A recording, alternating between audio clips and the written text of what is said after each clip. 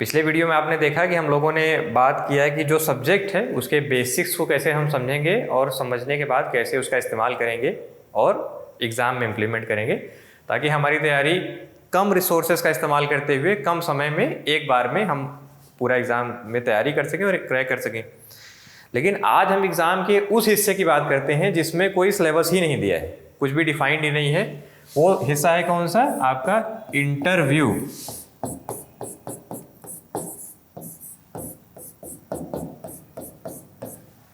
अभी हाल ही में मेंस हो गया है।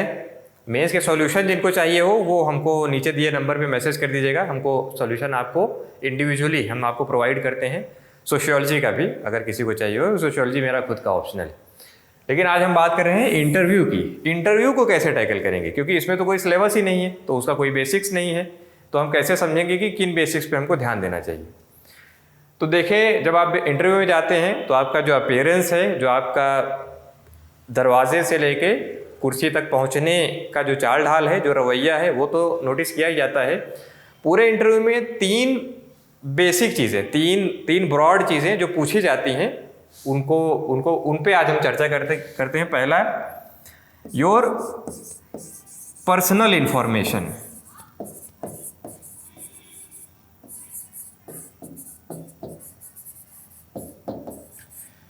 इसमें ये बात की जाती है, जैसे मान लीजिए किसी का नाम है, किसी का बहुत अलग सा नाम है, बिल्कुल यूनिक, बहुत रेयर, बहुत बढ़िया नाम है, तो कई बार उस पर चर्चा होती है।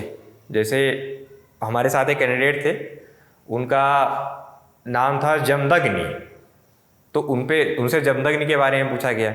ऐसे ही एक कैंडिडेट थे, उनका नाम था वीरेन, जो भी आप कहेंगे। तो अब इस तरह के नाम पे चर्चा होती है। तमाम ऐसी चीज़ें, आपके पिता का नाम, आपका होम डिस्ट्रिक्ट, आपका होम स्टेट, ये आपका बहुत अच्छे से प्रिपेयर रहना चाहिए जब आप इंटरव्यू देने जाएं, क्योंकि आपसे जुड़ी हुई ये पर्सनल इन्फॉर्मेशन।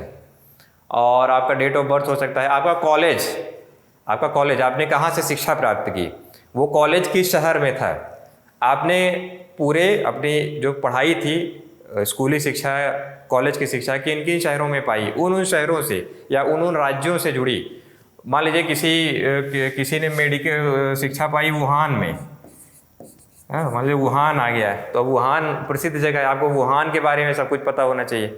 मान लीजिए किसी ने मेडिकल की शिक्षा पाई यूक्रेन में, तो आपको यूक्रेन से संबंधित प्रश्न पूछे जाएंगे। तो इस तरह जो भी आपके डैफ में, डिटेल्ड एप्लीकेशन फॉर्म में चीज़ें रहेंगी, उनसे प्रश्न पूछा जाएगा। दूसरा क्या आता है? दूसरा सेक्शन आता है योर लाइफ टिल नाउ। अभी तक आपके क्या अकॉम्प्लिशमेंट्स रहे हैं, इसका एक सेक्शन भी होता है डैफ में, आपको भरना रहता है। आपने क्या लीडरशिप पोजीशंस गेन की हैं, क्या आपकी हॉबीज़ रही हैं, किन किन चीज़ों में आपने रिमार्केबल अचीवमेंट्स हासिल किए हैं अपार्ट फ्रॉम एजुकेशन, क्योंकि ये तो एजुकेशन के थ्रू आप इंटरव्यू तक आए ही हैं। तो वो सारी चीज़ें, योर लाइफ टिल नाउ, जब आप इस इंटरव्यू बोर्ड में पहुँचे हैं, हमारे रूम तक पहुँचे हैं, तब तक आपकी लाइफ कैसी रही है और उसके बारे में आपके क्या अनुभव हैं, और लाइफ इन जनरल, अपनी लाइफ इन पर्टिकुलर, और ह्यूमन लाइफ इन जनरल के बारे में आपने क्या नज़रिया विकसित किया है, उसके बारे में यहाँ पे पूछा जाता है।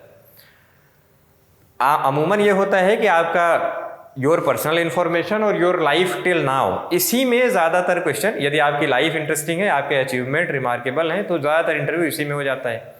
लेकिन यदि वो उसमें बहुत स्कोप नहीं है और यदि वो बहुत इंटरेस्टिंग नहीं है, तो क्या होता है? तो इंटरव्यू जाता है जनरली थर्ड फेज में, जिसको हम बोलते हैं, ये आ जाता है कंटेम्परेरी वर्ल्ड।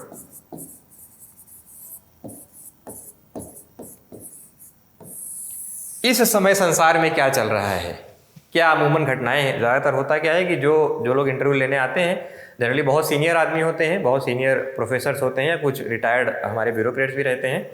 तो वो सुबह का अखबार देखते होंगे, टेलीविज़न देखते होंगे, आजकल सोशल मीडिया और आपके मोबाइल तक में सोशल मीडिया उपलब्ध है, वहाँ पे उनको दिन की ताज़ा खबरें मिल जाती होंगी।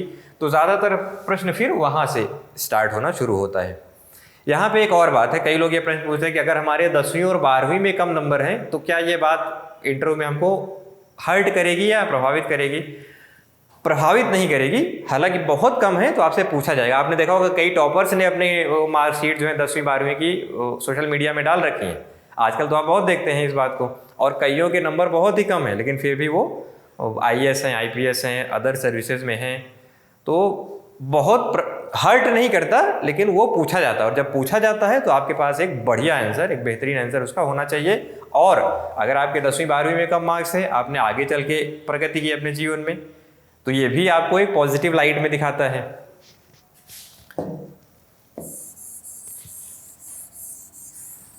इसके अलावा यदि ये सबसे भी इंटरव्यूअर का मन नहीं भरता तो क्या होता है, क्विज टाइप क्वेश्चन या पजल टाइप क्वेश्चन।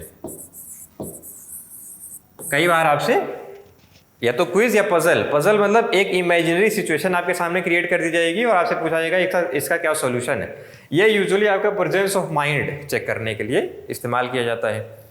तो पूरा इंटरव्यू जनरली इन 4 भागों में विभाजित रहता है। इंटरव्यू की तैयारी, देखिए वैसे तो इंटरव्यू एक पर्सनैलिटी टेस्ट है यूपीएससी में, और आपका पर्सनैलिटी वो है जो आपने 20 सालों में, 21 सालों में, 25 सालों में विकसित किया है इंटरव्यू की तैयारी के लिए। लेकिन ये जो फैक्चुअल क्वेश्चंस हैं, इनकी तैयारी अगर आप कॉन्फिडेंट हैं कि आपका मेंस में सिलेक्शन हो जाएगा, मेंस में आपके नंबर अच्छे आएंगे, आप कट ऑफ से काफ़ी आगे रहेंगे, तो आप इमीडिएटली आप शुरू कर सकते हैं बिना रिजल्ट का इंतज़ार किए, क्योंकि ये चीज़ें आपको अल्टीमेटली फ़ायदा करेंगी ही। और जब रिजल्ट आएगा, सपोज कई बार होता क्या है, रिजल्ट आया, हफ्ते भर बाद से इंटरव्यू स्टार्ट है और आपका डे 1 या डे 2 पे ही इंटरव्यू है।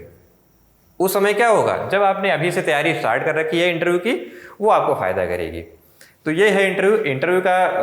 और ये इंटरव्यू इंपॉर्टेंट क्यों है, क्योंकि बिना किसी सिलेबस के, बिना किसी अधिक मेहनत के, ये आपको 275 नंबर, यूपीएससी सिविल सेवा इंटरव्यू में 275 नंबर का इंटरव्यू है। और अमूमन आपने देखा होगा टॉपर्स जो हैं वो 215, 210 ऐसे नंबर यहाँ पे ले आते हैं। जहाँ पे मेंस की मार्किंग ऑलमोस्ट 50% में चलती है, मान लीजिए 1800 का 1750 का मेंस है तो 800, 750, 750, 800, 850 तक में मेंस के टॉपर रहते हैं। लेकिन इंटरव्यू में क्या होता है, 275 है, 215, 210, मतलब लगभग 80% मार्किंग आपको दी जाती है। और ये ध्यान रखिए, अगर आप अच्छे कैंडिडेट हैं, if you are a deserving officer, आप में वो क्वालिटीज़ हैं, आपने वो क्वालिटीज़ वहाँ डिस्प्ले कर दी बिना घबराए, तो इंटरव्यूअर आपको ये नंबर देता ही है। Because we need good officers, we need brilliant officers, and we need the sharp minds to come and serve the nation.